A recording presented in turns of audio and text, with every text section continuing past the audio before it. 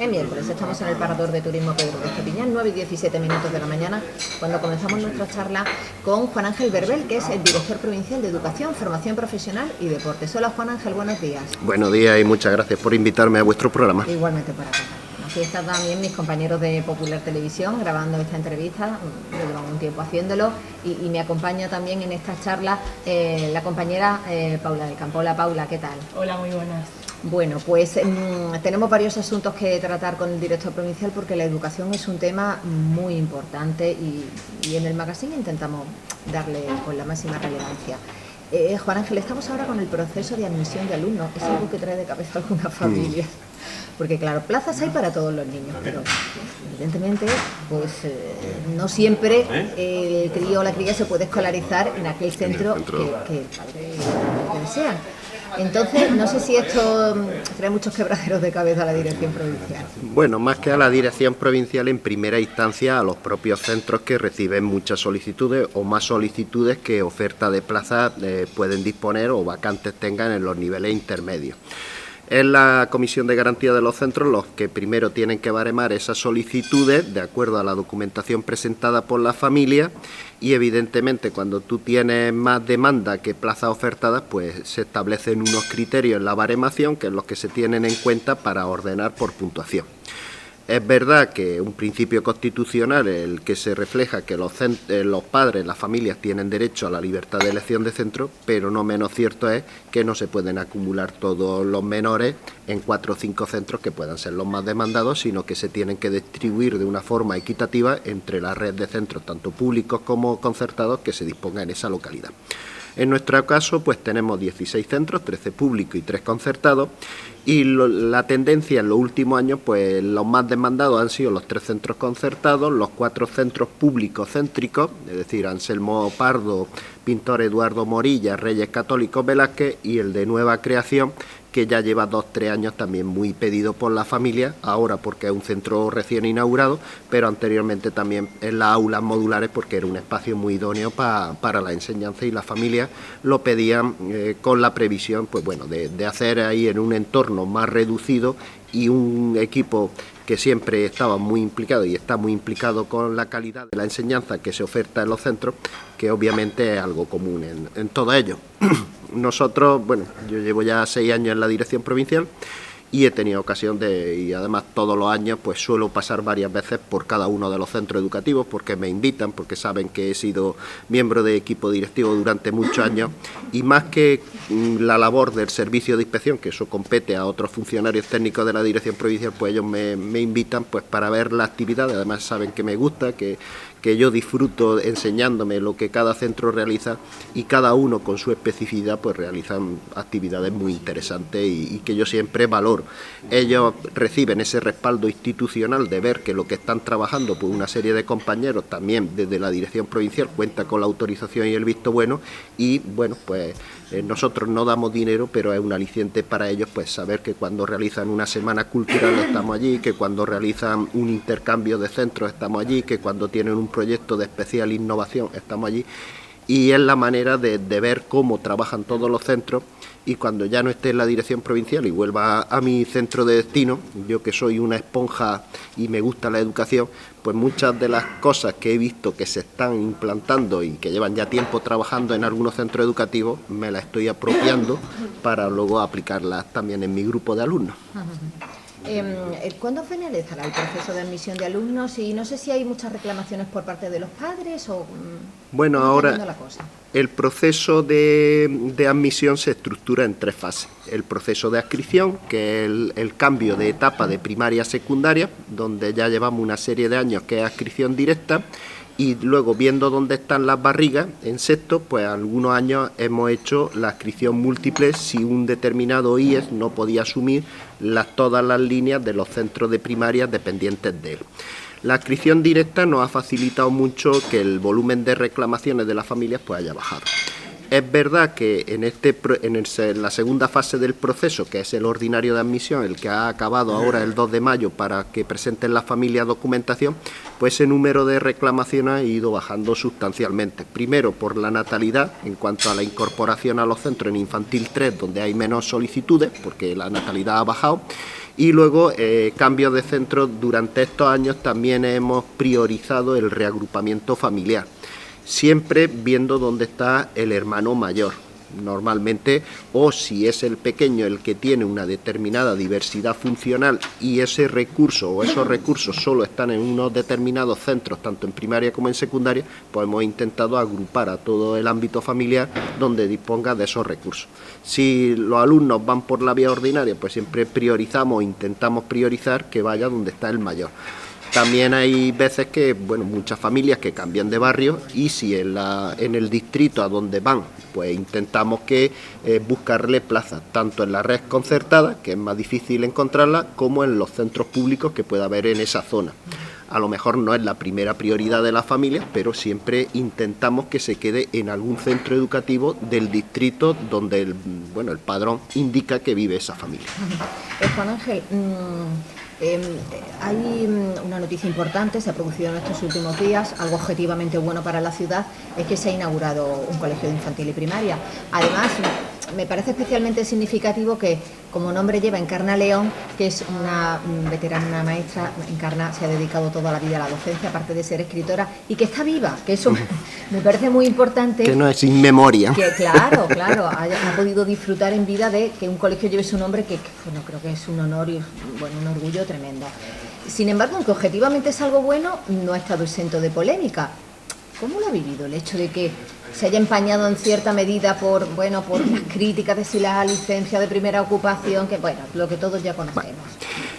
Una obra de gran envergadura siempre es susceptible de que haya aspectos técnicos que subsanar. Para eso está la función que realizan los técnicos de la consejería correspondiente, los arquitectos aparejadores. A veces surgen discrepancias, basándose tanto la constructora como la dirección facultativa, surgen discrepancias sobre la interpretación que viene en el Código Técnico de Edificación. Evidentemente, si el Código Técnico de Edificación prioriza una serie de elementos y no son interpretables, pues lógicamente hay que acometer esa actuación.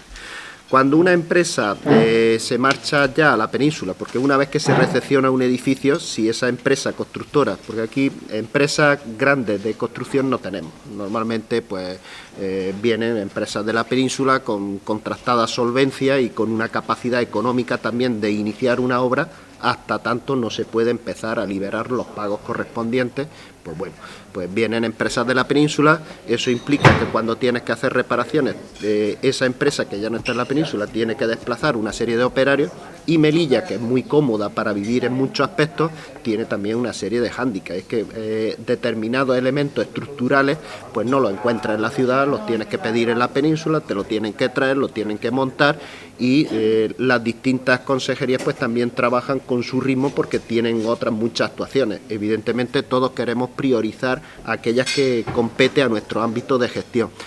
Que te saquen aspectos técnicos, pues evidentemente hasta que no estén subsanados, pues lógicamente ningún responsable político va a liberar esa firma, ni tú vas a recepcionar un edificio o vas a ocupar un edificio si no tienes dicha licencia. Es verdad que durante la fase de construcción se avanzó muy rápido y luego pues quedaron ahí unos flecos que tampoco eran importantes, pero sí requería pues traerse piezas y personal de la península, y eso lleva también su tiempo. Después de 4 años, pues finalmente ese centro es una realidad. Ha sido una inversión muy potente, son 12 millones de euros. Ahora mismo el centro de infantil primaria más grande que tenemos en la ciudad, y está preparado pues para responder a 1000 usuarios una vez que esté a pleno rendimiento, a pleno funcionamiento, y además pues cuenta con unas instalaciones. Si tuvisteis la ocasión de asistir a la recepción con la ministra, pues cuenta con una instalación bastante diáfana y con la última, los últimos arreglos, la domótica. Tiene una calidad en la construcción que ahora mismo pues son lo más avanzado que hay en el mercado en la construcción de centros educativos. Dentro de 20 años pues harán centros con mejores prestaciones, pero ahora mismo pues es un centro referente. Que se le haya puesto el nombre de Encarna León, que fue una maestra con la que yo coincidí cuando llegué a Melilla en el Instituto Miguel Fernández, pues a mí me llenó de satisfacción, porque primero es el único centro educativo de Melilla que tiene nombre de una maestra, y cuando propuso varios nombres, primero en el Consejo Escolar a nivel de centro para determinar con cuál se quedaban, cuando finalmente determinaron que la propuesta que se había hecho era una persona que está viva, que tiene un recorrido intelectual, más allá también del magisterio, que ha estado trabajando en la docencia más de 40 años, y luego pues una trayectoria intelectual y personal y unos valores humanos en los que hemos coincidido con ella, pues bueno, pues nos alegra mucho que un centro no solamente reciba el nombre cuando una persona ya ha desaparecido, sino que encarna, pues bueno, pues con sus achaques propios de la edad, pero está viva, está con ilusión, y en el propio acto de recepción ella se prestó que en el futuro, cuando ya no fuera posible bueno, pues seguir disfrutando de la lectura y del trabajo que está llevando a cabo como creadora, pues se comprometió a que parte de sus fondos bibliográficos, de su obra, pues se iba a dejar en depósito en la biblioteca, que es una manera también de que los alumnos pues conozcan que hay poetas en Melilla, y bueno, en su caso es poeta, narradora, ilustradora, y bueno, pues que es una persona de una talla intelectual, y que sepan los alumnos que quién es Encarna León, porque estudian en un centro que se llama Encarna León. Igual que en el Miguel Fernández, pues auspiciamos qué supuso la obra de Miguel Fernández, los premios que obtuvo Miguel Fernández en su momento, o la obra de cualquier intelectual. Es decir, es bueno que los centros rememoren por qué llevan ese nombre. Ahora, la semana que viene, el Enrique Nieto va a hacer la Semana del Cine y va a unir el papel del cine y la importancia de Enrique Nieto. Y ya, bueno, anticipo, aunque todavía no hay una fecha fijada, que se quiere descubrir, y la ciudad lo único que le falta es fijar la fecha. Se quiere poner una placa en la casa donde residió Enrique Nieto cuando vivió aquí en Melilla, que es justo enfrente de la UNED, la que hace esquina, la avenida Reyes Católicos 1. Volviendo al tema de escolarización, pero centrándonos en el Encarna León, ya ha comentado que la solicitud del proceso de solicitudes para la escolarización ya terminó el 2 de mayo. Yo quería también preguntar, evidentemente la demanda crecerá, pero ¿llegaría a ese cupo de 1.000 alumnos? ¿Qué previsión hay en cuanto a la ocupación del Encarna León para el próximo curso? A corto plazo no necesitamos recurrir a la totalidad de las instalaciones. Se va a ir ampliando progresivamente. Cuando empezó el curso pasado tenían 12 unidades, la idea es crearle una o dos más, es decir, 14 unidades. El centro está preparado para albergar 36, más las zonas de desdoble correspondientes, pero ahora mismo pues tampoco vamos a ir aminorando la ratio en los centros limítrofes si ya la tienen por debajo de la que viene establecida en normativa, porque no tiene demasiado sentido desplazar a la población cuando en esa zona, pues si hay familias que lo piden, pues lógicamente se prioriza que las familias de esa zona puedan ocupar esas plazas, pero de una forma progresiva. Cuando inauguramos el Virgen de la Victoria seguimos la misma estrategia, es decir, primero que lo pidieran las familias por proximidad al centro o por predicamento del mismo, y luego pues de 675 alumnos, ahora mismo pues el Virgen de la Victoria, después de 4 años funcionando, pues está en 950. Con el Encarna León, ahora mismo lo que hay son los alumnos que estaban en las aulas prefabricadas, que son 310, el año que viene, pues a lo mejor subimos a 340, 350 alumnos, y progresivamente, también en función de la natalidad, en función de si se regula el paso fronterizo de otra manera diferente a la que hay en la actualidad, pues se irá poco a poco, progresivamente, pues incorporando esas unidades. Me gustaría que habláramos un poco del tema de la ratio. Ahora que hay un nuevo colegio incorporado a infantil y primaria y que la natalidad ha bajado, el otro día hablaba con el responsable del sindicato de enfermería SATSE y me decía que estamos en unos 700 y pico partos al año, que es lo normal para una ciudad como Melilla.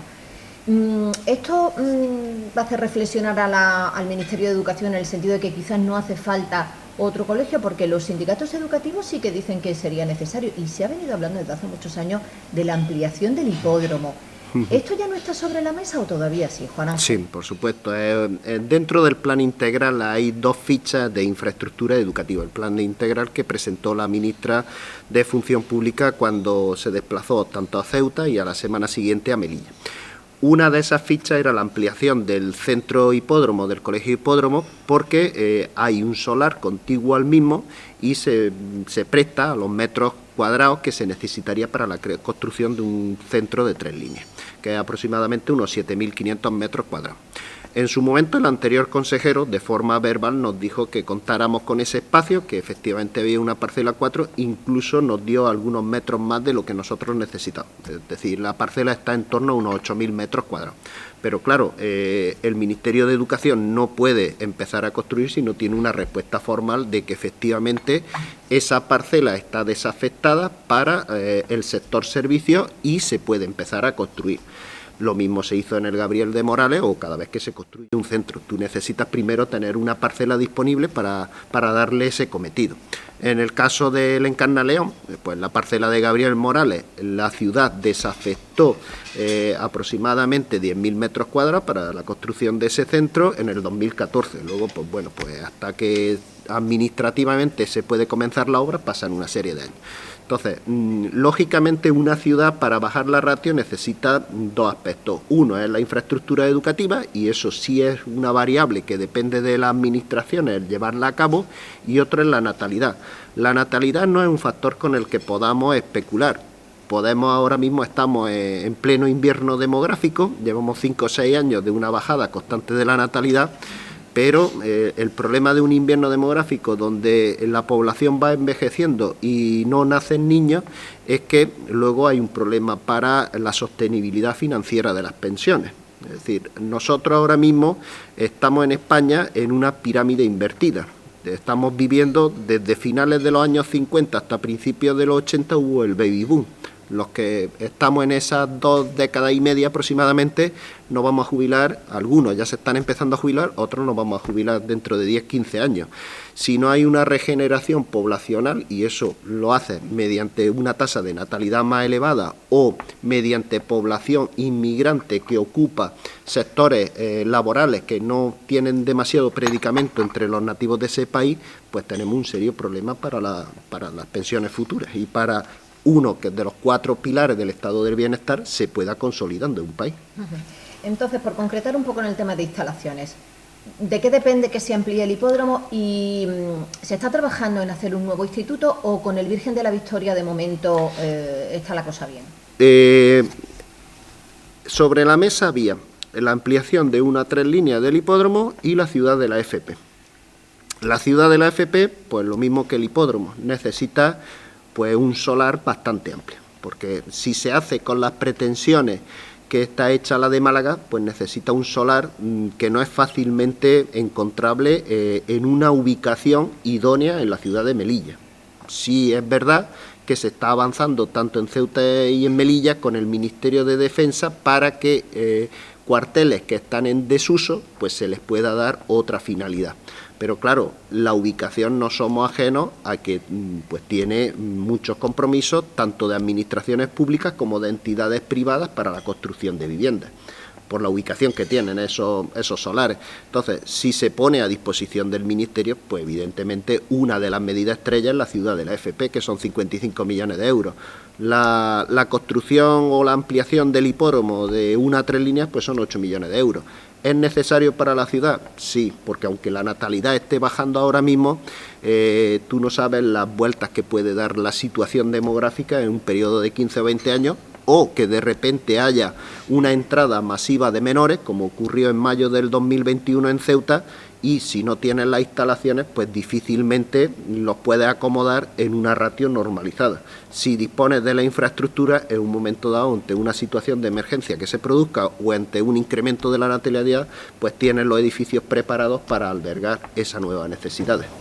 Sobre la formación profesional, yo quería preguntar si es una prioridad o si cree que urge en una ciudad como Melilla, y preguntarle precisamente pues a raíz de la demanda. Parece ser que durante los últimos años se ha ampliado, ¿no?, ese interés por realizar la formación profesional. No sé qué puede decir. Se ha ampliado el interés y además la necesidad. Nosotros de 1.825 alumnos hemos pasado a 2.900 en cuestión de 5 años. Gracias en parte a que se han autorizado 25 ciclos profesionales nuevos. Eso hace que, bueno, pues si tú diversificas y amplías la oferta, alumnado que antes iba a bachillerato por inercia o no acababa la ESO, pues tenga y le pueda dar una respuesta educativa alternativa a lo que es el currículum de la ESO y bachillerato. Por otro lado, es una necesidad de país. España necesita de aquí al 2025, y el 2025 lo tenemos a la puerta de la esquina. Cuando se puso en marcha la nueva ley de FP, que fue en el 2021, necesitábamos 3 millones de trabajadores en sectores que ahora mismo no tenemos personal suficiente para ser cubiertos. Claro, se da la paradoja de que tienes una formación a nivel de ciudadanía muy preparada en grado universitario, por encima de otros países de la Unión Europea, y luego una gran masa poblacional que no tiene forma de acreditar sus competencias profesionales o su certificado de profesionalidad, porque en su momento, cuando empezaron a trabajar como aprendices en diversos talleres y oficios, pues no remataron académicamente esa formación. Son personas totalmente aptas que con un poco de esfuerzo pueden también obtener esa certificación académica que les va a permitir moverse por toda la Unión Europea, por los 27 países. Juan Ángel, cuando salen los datos, por ejemplo, del informe PISA, el caso es que Ceuta y Melilla, pese a que se hace una inversión importante y las competencias las tiene directamente el Gobierno central, pues están Ceuta y Melilla siempre a la cola.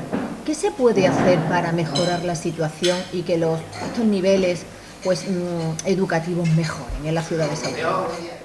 Hay medidas que dependen del propio sistema educativo, que es la apuesta por inclusividad, por medidas de atención a la diversidad, por integración temprana de los menores y una escolarización lo más rápida posible una vez que llegan a la península.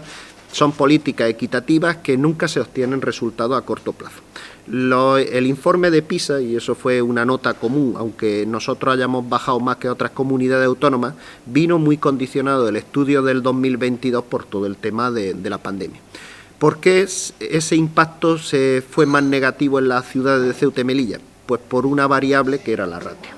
Nosotros en el curso 2021, cuando se decreta el estado de alarma, pues nos damos cuenta, porque así nos lo trasladan los equipos directivos, que 5.800 familias estaban en una situación vulnerable desde el punto de vista digital. Luego a eso se une que el protocolo sanitario higiénico marcaba que tenía que haber una distancia de seguridad entre alumnos y alumnos. Evidentemente, en el entorno rural, con una ratio de 12-13, pues no se perdieron en ningún momento clases. En una ratio con 30 se priorizó el tema sanitario sobre cualquier otra cuestión para que la pandemia no se propagara o no fuese un foco de propagación las actuaciones que se realizaran en los centros. Eso repercutió en que en primaria pues se dio el 60% de la carga lectiva, secuenciada en dos subgrupos, pero era el 60% de la carga lectiva, y en secundaria el 50%. Es verdad que se avanzó más de esos porcentajes porque al haber menos alumnos la atención fue más directa, más individualizada, pero no se llegó al 100%. De hecho, ese contacto que supone la socialización en los centros educativos, pues se perdió mucho en ese trimestre que se finalizó con el decreto del cierre de la presencialidad en la aula, y al año siguiente que las comunidades sí pudieron seguir dando el 100% de la carga lectiva, y en el caso de Ceuta y Melilla, por la ratio tan elevada, aunque buscamos espacios alternativos, pues no se pudo llevar a cabo en las mismas prestaciones. Yo entiendo que estamos en disposición, trabajando desde todos los sectores, de ir revirtiendo poco a poco esas cifras y de volver al nivel que teníamos en el 2018, aunque estemos todavía en unas posiciones alejadas de la media estatal, pero ir mejorando al nivel del 2018 y progresivamente ir disminuyendo la diferencia con las comunidades autónomas. El informe PISA, si se sabe leer con atención más allá de los datos estadísticos de los puntos obtenidos en matemáticas, en ciencias, en comprensión lectora y escritora, en lengua, también refleja unas variables que ya no depende tanto del sistema educativo. Melilla tiene, de acuerdo al informe AROPE que publica el Ministerio de Asuntos Sociales, la mayor tasa de vulnerabilidad social de toda España, un 42%, los datos del 2022. Esa es un hándicap, es decir, es la pescadilla que se muerde la cola. Las familias cuyos progenitores tienen un nivel sociocultural medio alto dan más oportunidades educativas, son más conscientes del papel de la educación y ponen más medios al alcance de sus hijos para la formación, que aquellas otras familias que disponen de unos estudios primarios o de unos estudios muy básicos que no son tan conscientes de ese papel. Eso por un lado. Y el otro aspecto que incidía en el caso de Ceuta y Melilla era el elevado porcentaje de población extranjera. Ser extranjero no es ningún hándicap per se, pero es verdad que si tú tienes una masa poblacional estudiantil sin una escolarización previa y llegan con una edad, si esa edad es temprana, se van a poner las pilas mucho antes. Si esa edad ya es con 12, 13 años, cuesta más adquirir la lengua vehicular por la que tú te estás formando. Entonces, son dos variables que influyen. Luego hay otros aspectos que también dependen del sistema educativo. El 12% de la población estudiantil de 15 años sentían que podían estar sufriendo acoso. Pues eso es una variable que la tenemos que trabajar desde los propios centros educativos y la tenemos que trabajar muy en serio para que esa sensación que percibe el alumnado, aunque se propague por redes sociales o por otros canales, pero tenemos que poner coto y también medidas que, y ahí nos tenemos que amparar en la familia, donde pues el uso de los medios digitales, si no es con una finalidad pedagógica o didáctica o docente, pues se restrinja también su uso indiscriminado, empezando desde el entorno hogareño y siguiendo en el entorno educativo. Me gustaría que habláramos también, estamos entrando en la recta final de la entrevista, de las oposiciones que hay este año. Toca primaria, creo que va a haber un proceso importante de estabilización. Cuéntenos un poco. Sí. Bueno, las oposiciones se convocaron el 30 de diciembre de 2022 y la resolución en la que se avisa de dicha realización de las pruebas pues salió ahora el 15 de marzo. Son 63 plazas, salen todas las especialidades. El Real Decreto por el que se rige es del 2020 de estabilización del empleo en el sector público, porque la normativa europea incide en que tenemos que bajar la tasa de interinidad al 8% en todas las administraciones, incluida la educativa, y es una oportunidad que tienen ahora, si el baremo les acompaña, sin tener parte eliminatoria entre una y otra fase en la que se divide el proceso, pues de consolidar ese puesto laboral.